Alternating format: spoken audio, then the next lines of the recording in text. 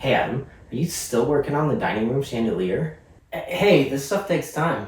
Yeah, but hasn't it been like 2 weeks already? Yeah, and it's probably gonna take two more, but this week I make good progress on these dovetailed frames that's gonna hold everything up. Well, let's see what you can get done this week. What is it, week 171? Yep, week 171. Geez, that's a lot of weeks. You better get back to work. So you get back to work.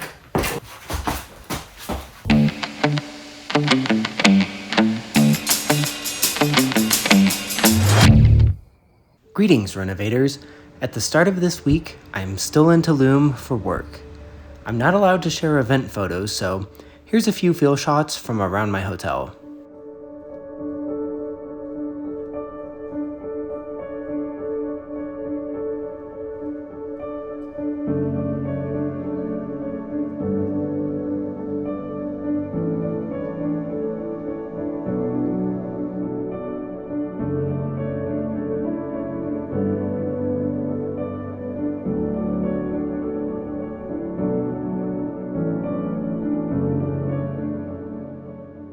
After a great week in Mexico, I start my journey back to Colorado.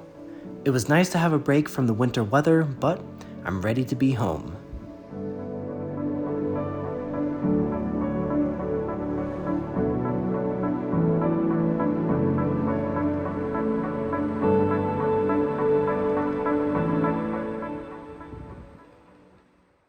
While I was out, some new artwork arrived. I'm experimenting with some different styles. This is a set of black and white drawn images of things near and dear to me. On the right, the Brooklyn Bridge for my love of architecture, engineering, and travel. In the middle, Space Shuttle Atlantis for my love of space exploration, and on the left, a chess queen for the game I love but am oh so terrible at. On Sunday, it was foggy and cold, but after being at a resort without long trails for a week, it was nice to get outside and stretch my legs again.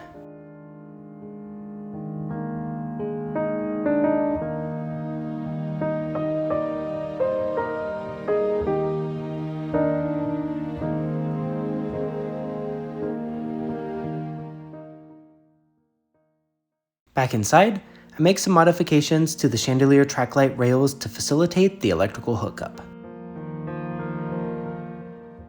Next, I'm going to need my old dovetail jig.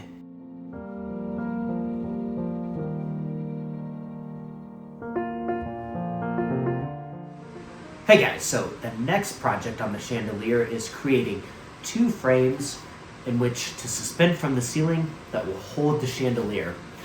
These are basically just going to be rectangular pieces of wood, and I need them to be pretty and I need them to be strong. So we're going to do dovetails. I haven't used this jig since I made boxes for my homebrew beer bottles several years ago, actually I think during COVID with my dad. This jig is a little complicated, but it works great. We're going to construct them so that the shorter part has the tails and the longer pieces has the pins. The reason I'm doing that is because the tails taper down, like a tail. So that way they will lock any downward movement in place with those tails, creating a really strong, good-looking frame that anchors to the ceiling. But before I can do that, I need to mount this to my workbench. So let's do that.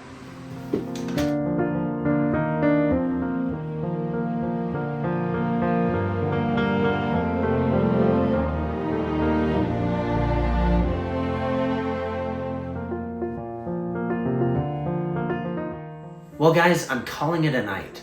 More because I have to than because of time. It turns out some of this walnut that I'm using is a little bit more than 3/4 of an inch. I don't know if you can see this, but these tails actually exceed the maximum depth of my dovetailing bit for this jig.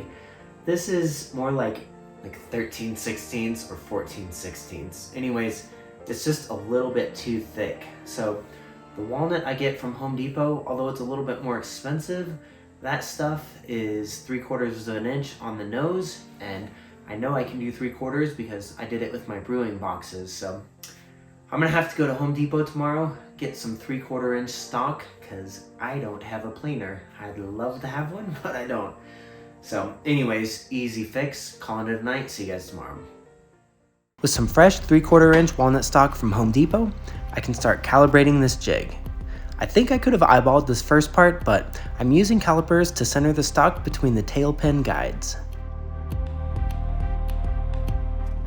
Next, I set the stop block against my stock to ensure all cuts are precise. I place a sacrificial strip behind the workpiece to prevent tear out. Using the tail cutting bit, I start cutting the tails.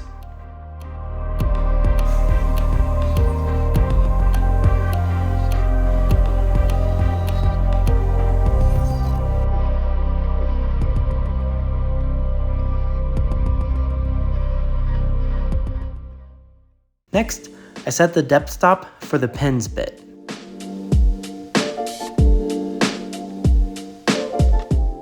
With the tails cut, I can switch my router over to the pins cutting bit. This requires a different guide bushing as well, which fits into the router base plate. Using the previously configured depth stop, I set the pins bit to the appropriate height.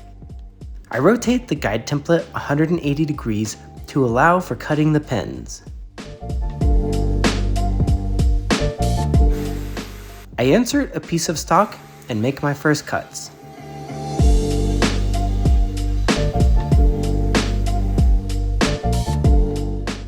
Before I cut everything, I test the fit of the joint.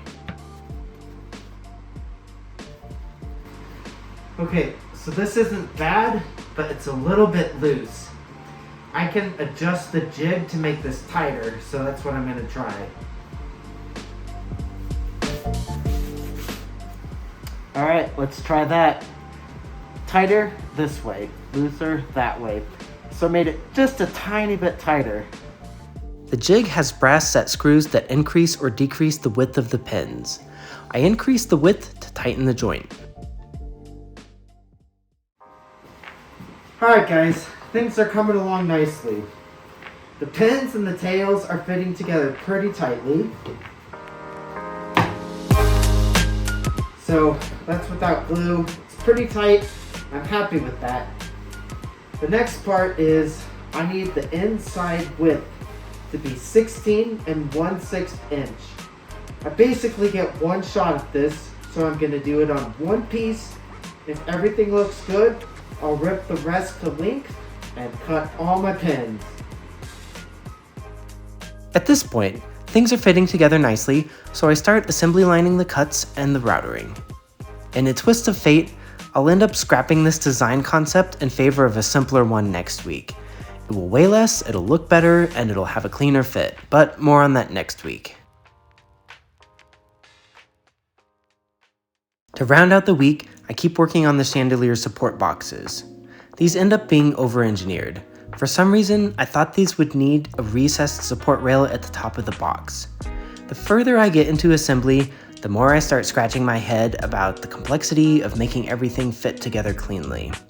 I get as far as gluing the first box together, which would still look nice, but it's over-engineered and I have something better planned for next week. So, as always, thanks for tuning in, and until next week, happy renovating.